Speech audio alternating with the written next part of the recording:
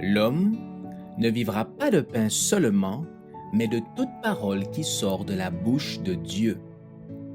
Voici votre moment de méditation quotidienne.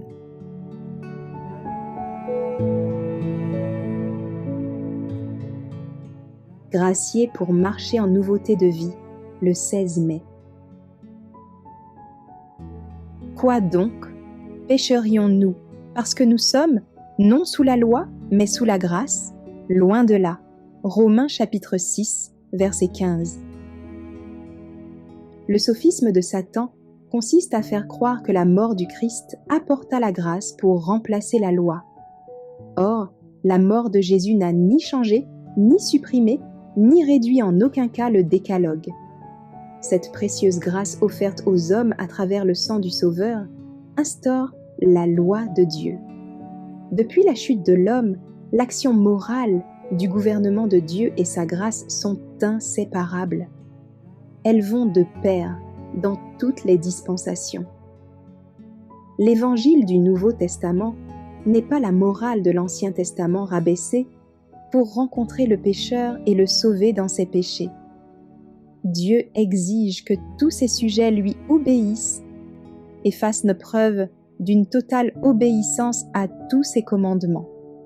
Jésus fut tenté exactement comme nous, afin qu'il soit à même d'aider ceux qui seraient tentés.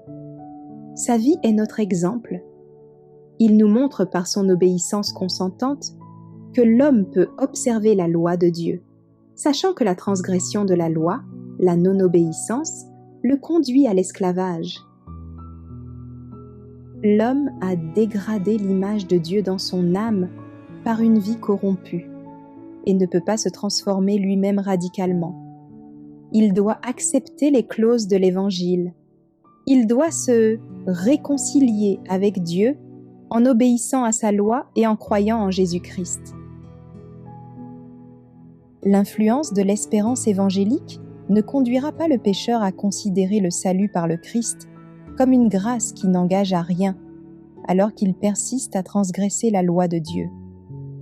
Lorsque la lumière de la vérité lui apparaît, s'il comprend pleinement les exigences de Dieu, il prendra conscience de l'étendue de ses transgressions.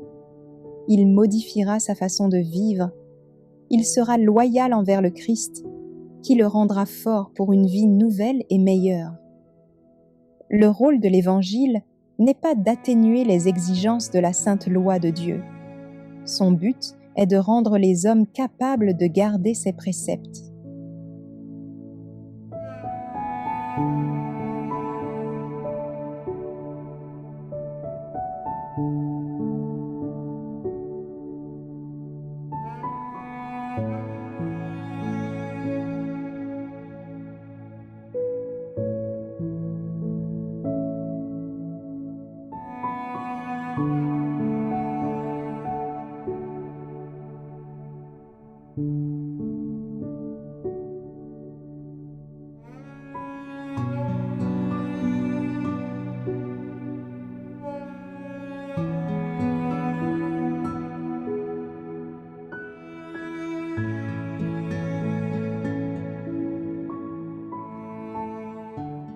Merci d'avoir écouté cette présentation.